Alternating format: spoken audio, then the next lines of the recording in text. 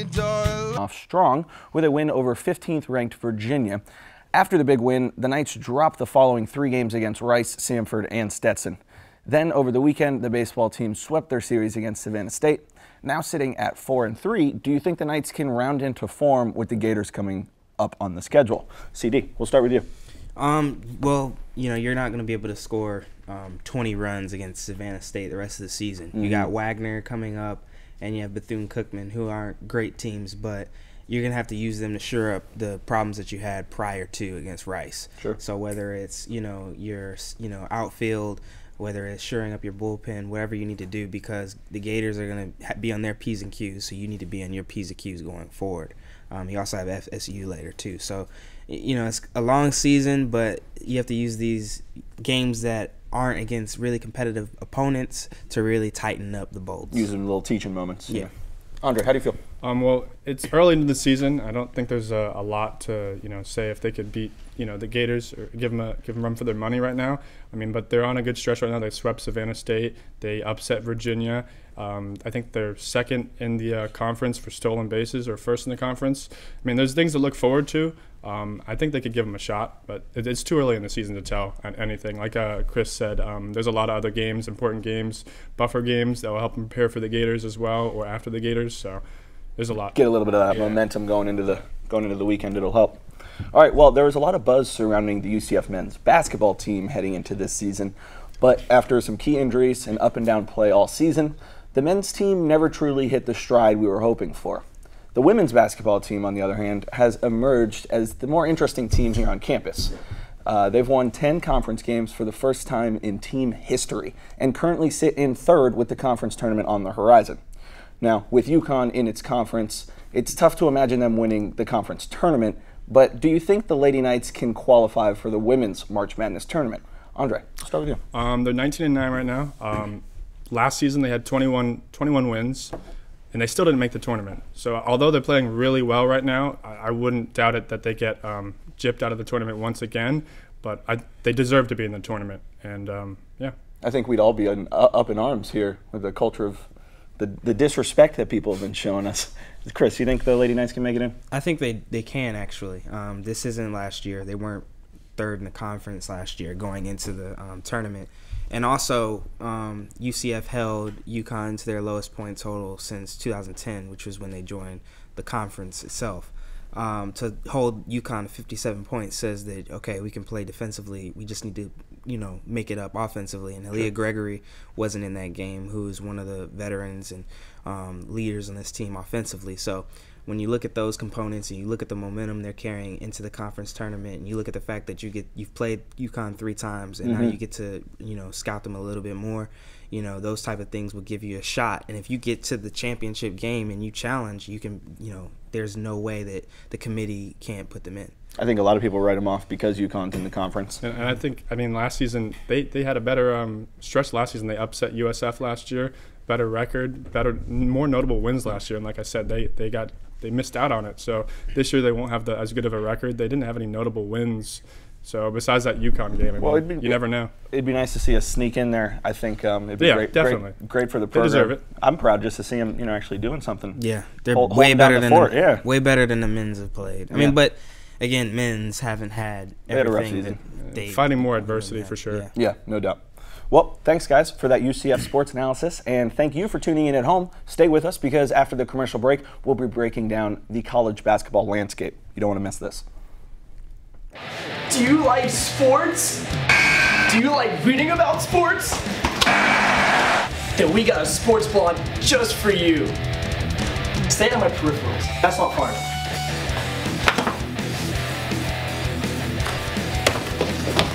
Hitting the field. The first student-run sports blog. For sports fans. By sports fans. See, it's all about the product shot. Where do you want me to stand? Don't talk though, I want them to see the hole. Hitting the field. We cover football. We cover basketball. And so much more. He's out! By sports reporters and Meech. What up? Watch the show and read the sports blog. Hitting. field. Welcome back to Hitting the Field. Christopher Davis and Andre Rodriguez join me now to talk some college basketball. All right, shockwaves hit college basketball last week with multiple scandals coming into surface. It all started with Louisville losing their appeal to keep their wins and national title from the 2012-2013 season. It's another stain on Rick Pitino's legacy and a sad day for Louisville fans as the banner for their title came down and the trophy case was cleared out. So guys, what's your opinion on the Louisville situation and eventual fallout? Chris, we'll start with you. It's egregious. Egregious. Everything that has gone on with them, from the Brian Bowen recruitment to now, to the lying, to the cover-ups from Pitino. You know, I've always learned that, you know, leadership is top down. You know, everybody follows suit. So if your generals aren't in line, then, you know, everybody else from down, you know, your soldiers won't either.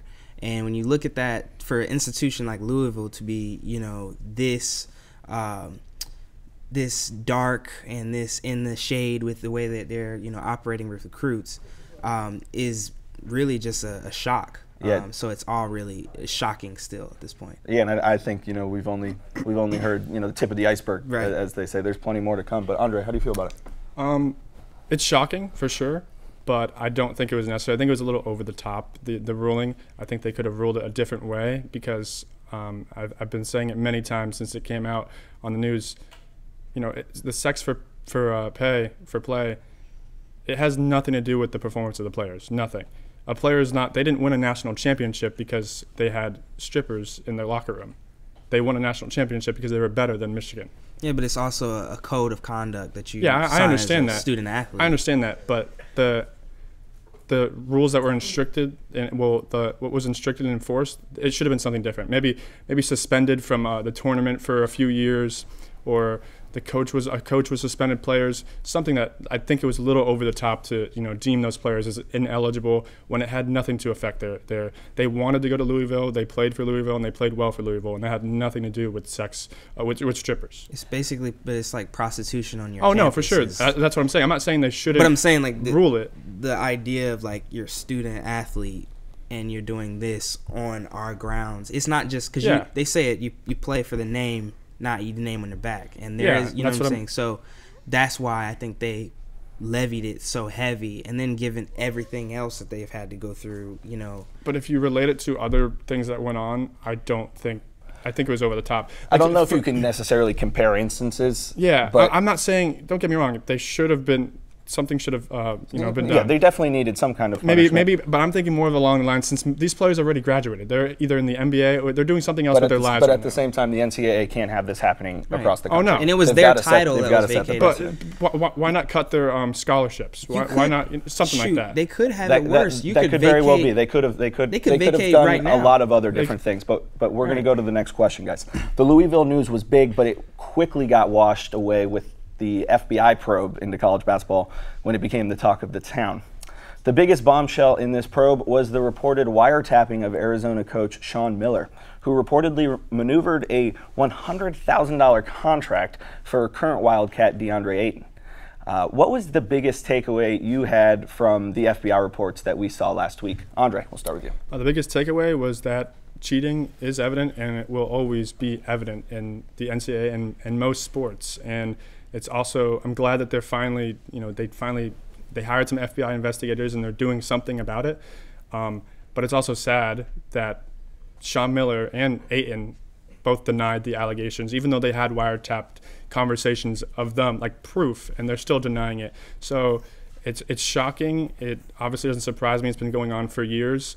But I do hope that things do, with the Louisville scandal that happened, I hope that they balance, you know, like repercussions. Yeah. Like I would hope that those players are deemed ineligible, or, you know, wins. If those players, whatever games they were in, maybe wins were taken away. So you're looking for the swift hammer of justice. Yeah. I hope they even out the field. Yeah.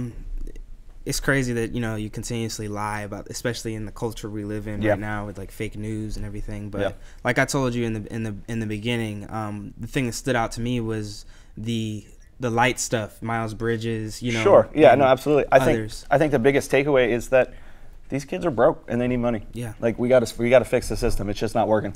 One thing is for sure, guys, that this FBI investigation has cast a dark shadow over the upcoming NCAA March Madness tournament. With Selection Sunday on the horizon and eligibility concerns surrounding players and coaches alike heading into the tournament, how do you feel with the tournament coming up? Chris, give me a quick answer. It doesn't impact it at all. I think if you're guilty, you're guilty, and it's going to show. So I don't think it impacts it much unless. Do you think these allegations will be felt on the court throughout the tournament? It's going to impact it, but I think we're going to see more of it post-tournament. Fair enough. I think the players are still going to play their game, but after it's all said and done, whatever players were involved, if they were in that tournament, I think it's, wins might be taken away. Something's going to happen. There's going to be a downfall after the tournament for sure. Mm-hmm. Yeah. Well, that's a wrap on our NCAA basketball segment, and I'm giving the win and the joust berth to CD Christopher Davis. Be sure to stay with us because we have Jeremy Brener and Nick Santiago talking a little NBA when we get back. Don't go away. Today, when you have multiple devices at your fingertips, wouldn't it be great if you could run the software you need on all of them? Well, now you can.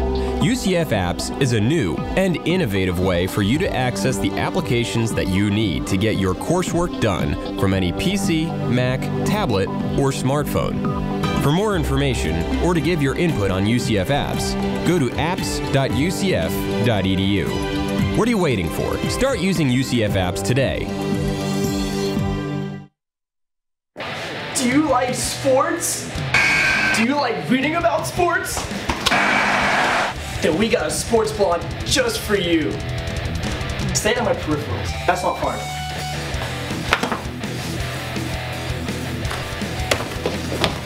Hitting the field. The first student-run sports blog. For sports fans. By sports fans. See, it's all about the product shot. Where do you want me to stand? Don't talk though. I want them to see the whole. Hitting the field. We cover football. We cover basketball. And so much more. He's out. By sports reporters and Meech. What up? Watch the show and read the sports blog. Hitting the field. Today, when you have multiple devices at your fingertips, wouldn't it be great if you could run the software you need on all of them? Well, now you can. UCF Apps is a new and innovative way for you to access the applications that you need to get your coursework done from any PC, Mac, tablet, or smartphone. For more information or to give your input on UCF Apps, go to apps.ucf.edu. What are you waiting for? Start using UCF Apps today. Thanks for sticking with us on Hitting the Field. I am happy to welcome on Jeremy Brener and the father of Amari, Nick Santiago. Welcome, gentlemen. All right, one thing we aren't used to seeing in the NBA is drama surrounding the San Antonio Spurs. But that's exactly what we have right now. There was rumblings that Kawhi Leonard was unhappy in San Antonio, and then all of a sudden he gets shut down for the season. The Spurs are 4-6 in their last 10 games and have the Timberwolves nibbling at their heels. What's your opinion on the happiness in Spurs land? Jeremy? I think that's what makes this a story, is the fact that it's the San Antonio Spurs. Exactly. And this is the model of how an NBA organization should be run.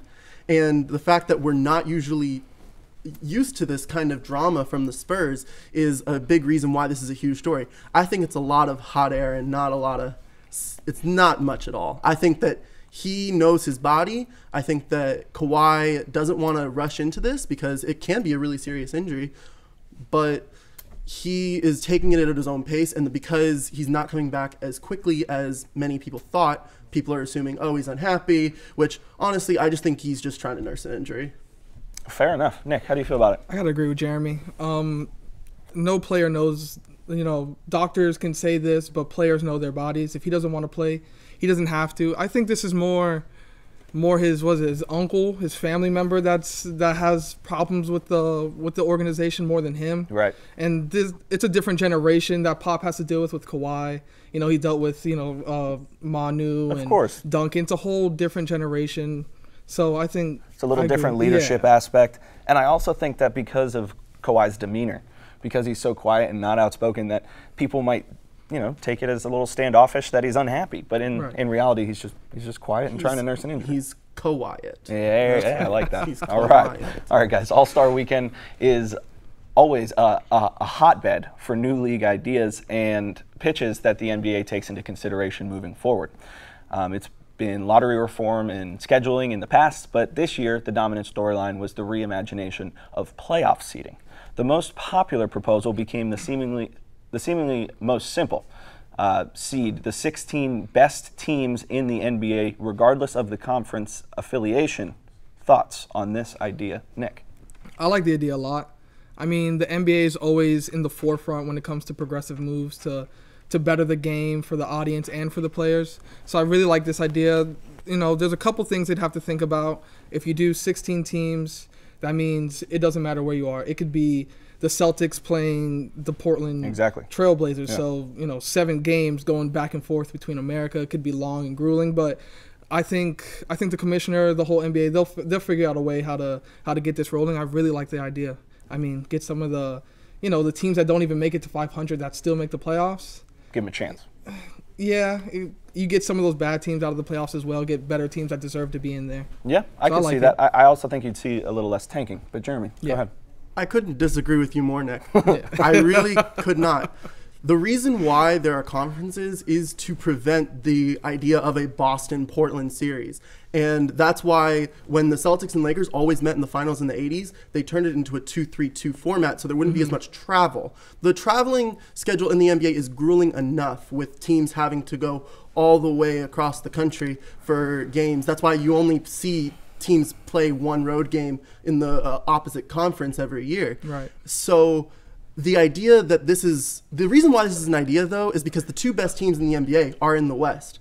But it's always been like this. It's always been, in the 90s, who's going to play the Bulls in the finals? That's what it was. And we really haven't seen any dynasty possibilities in the East in the last several years. Miami Heat are the only team that's won multiple championships since 2000. Yeah. Since 2000. Mm-hmm. So I think that this idea, it doesn't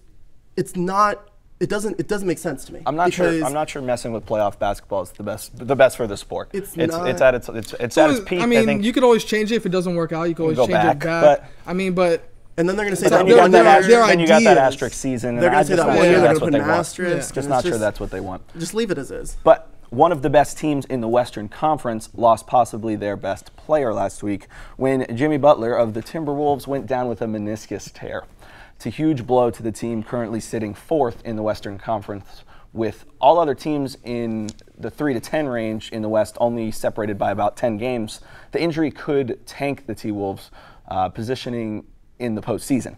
How badly does this injury hurt the Wolves, Jeremy, and what can they do to curb the tide? I think 10 games is not that. It's actually like 4.5 games. It's not that bad at all.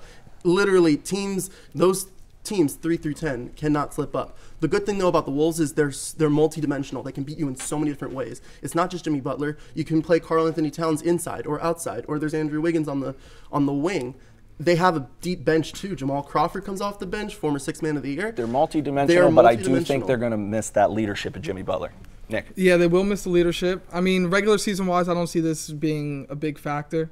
I mean, coming into the playoffs, he says he'll be back, but who knows? And where's their position? Where's their seed going to be? Exactly. They could drop down. That's going to be real tough. Yeah. The best part of watching the NBA is debating things like MVP, Rookie of the Year, and all those other end-of-the-season awards. So let's make some quick predictions and some bold predictions for the second half of this NBA season. Nick, who you got as your Rookie of the Year?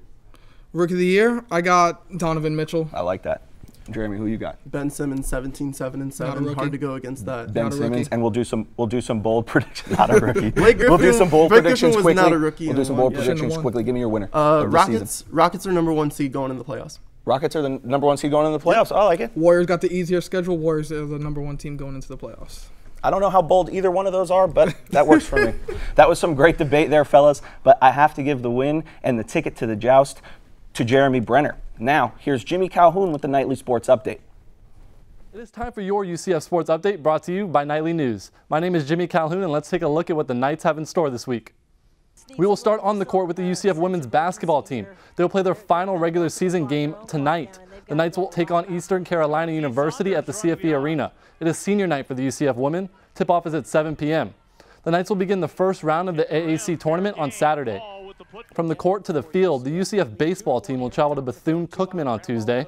The Knights are coming off a home series against Savannah State. UCF lost their only away game of the year so far against Stetson. They won't be on the road for long, though. The Knights will have a weekend series against Wagner at home. Back to the hardwood, the UCF men's basketball team will look to build momentum as the season ends. The Knights will host Wichita State on Thursday night. UCF fell to the Shockers earlier this season 81-62. This is another big game for the Knights. They will end their regular season against Tulane at home on Sunday. This will be the first time the two teams meet. The UCF softball team will be in San Diego on Thursday to face San Diego State. This will be the first game of the San Diego Classic for the Knights. They will face Long Beach State and UCLA in a doubleheader on Friday. UCLA will end the tournament against Santa Clara on Saturday. To the tennis courts, the UCF women's and men's tennis teams will face Michigan on Saturday. The women will bounce back on Sunday against Eastern Carolina and then ITF. That's all we have for sports this week. Check back next week for your UCF sports update brought to you by Nightly News. Today, when you have multiple devices at your fingertips, wouldn't it be great if you could run the software you need on all of them? Well, now you can. UCF Apps is a new and innovative way for you to access the applications that you need to get your coursework done from any PC, Mac, tablet, or smartphone. For more information or to give your input on UCF Apps, go to apps.ucf.edu. What are you waiting for? Start using UCF Apps today. Welcome back to Hitting the Field, and welcome to The Joust, featuring Christopher Davis and Jeremy Brener. All right, it's NFL draft season, which means it's prime time for horrible takes. Bill Polian seemingly has the worst so far, calling Lamar Jackson too short and inaccurate to play QB at the next level. His message had some questioning the racial coding used, and a lot of people outright dismissed Polian's opinion. However, there are still a lot of people who don't seem to believe in Lamar Jackson's ability at the next level. What's your opinion on Jackson's NFL prospects? Jeremy, we'll start with you. Lamar Jackson is a quarterback. He is not a wide receiver. He's a quarterback. And he is going to make many teams disappointed that they're going to pass up on him. Lamar Jackson is going to be a first-round pick, and he's going to be either the best or the second best quarterback in this class. I think you might be right. Chris? I agree, man. We discussed this a lot. He's more athletic than Josh Allen. He is. He did not play in the MAC. He played in the ACC. More competition. He's just as tall. He's taller than Baker. He's taller. He's completed 59% of his passes, and Josh Allen completed 56%, and they're talking about his accuracy. What? I'm not sure what Bill Polian was reading the night before, but and they compared him to RG3, and I'm like, okay, another skinny black guy that runs. Thanks for that.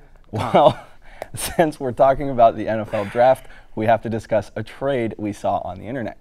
The proposed trade had the Browns sending their first and fourth overall picks for Andrew Luck. What is your thoughts on this trade for both teams? CD, we're going to get it rolling with you. That's the dumbest thing I've ever heard in my life. What's Luck's injury exactly? Do y'all know? It's a shoulder injury. It's a shoulder injury, right? Collarbone, something like that. Is it throwing? Is it throwing, right? Yeah.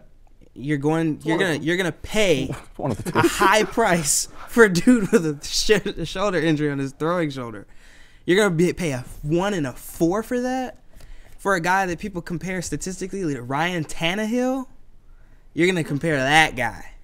No, sir. Another Browns. I'm just not sure what else the Browns are going to do. I think Andrew Luck's a better move than drafting a quarterback at 1 or 4, especially this year. Just draft better. Pick the right guy. It may not be a quarterback, Easier but just said than done, my hit friend. other areas. Yeah. Look at the Jags. I think the trade makes sense. Jeremy. I think this is the second stupidest thing I've ever heard. Thank you, Jeremy. All right. The number one stupidest thing I've ever heard is Lamar Jackson as a wide receiver. But look, the Browns are at the 1-yard line here. They have 2 of the first 4 picks in the draft. They literally just need to run with Marshawn Lynch. No, they about to fumble it like Jerome Bettis. Or are they going to fumble it like Jerome Bettis or throw a pick to Malcolm Butler? Just trash. It's happened before, so I'm not saying the Browns could very well throw a pick on the 1-yard line. Yeah, they could. All right, guys, we're going to transition into some Winter Olympics. They are over, and there were tons of memorable moments So, what was your favorite moment from the Winter Olympics? CD, we'll start with you. Curling. I never right. watched curling a day in my life. Well, when I heard that like U.S. was like really taking off, I was like, oh, what sport? They're like curling. I was like, wait, what? And I was like, I looked and they're like doing a little Swiffer jet thing, and they beat Sweden, who is like the top team, and like the Simpsons predicted it. That was the most wild part to me. Epic. That the Simpsons meme I saw. Everything. They know everything. I just don't get it. Jeremy, what was your favorite Olympic moment? I did get my roommate a curling shirt. No way. But on a personal level, Adam Rippon winning bronze. The impact that Adam Rippon had on these Olympics is unquestionably the most important part of these Olympics, because it's one of the cleanest last what names. he's done, Rippon. But what he has done for the LGBTQ community and for the youth is unbelievable, and it's priceless. And what he's done for so many youth, giving them courage, it's unbelievable. I wish I had someone like that when I was younger. Wow, that speaks volumes to the type of person he is. And I think that was an awesome moment. But my personal favorite moment was the USA's women's hockey team. Ooh. That was a great upset. I mean, what did you guys watch the game? What was your takeaway? I didn't get to. I was working most of the time, so like everything I had was like other people at the bar be like, "Dude, did you see that? Yeah. Dude, are you kidding me? Like hockey, like ripping it." And I'm like, "All right." No, ripping it. That's the rest figure skating. The women's hockey, props to them. Props to everyone for winning gold and silver and bronze, and all of them who got there, man. I'm glad Especially they're that guy keeping. from Tonga. I'm glad they're keeping. Yeah, hockey no, in I the saw Olympics. It was just like all oiled and everything, in like 20-degree weather. It was great. Yeah, Wonderful. I didn't get to see how the what bobsled team was it? It was their first year in. Do you remember which team it was? It was Nigeria. It was Nigeria. Okay, I didn't get to see any of their races, but how'd they do? Did you see any of that? They were there. They were there. He said They got there, and we didn't. So we have to give them props. Yeah, That's fair. right. They like basically came from scratch. Nothing. Yeah. That's All right, guys. Today our winner is Jeremy Brener. Well done, my friend. Congratulations, Chris. Thanks for joining us. Everybody at home, thank you so much for watching. Stay tuned for our night vision on Twitter. Follow us on Facebook, and don't forget to come back next week, same time, same place. See you guys.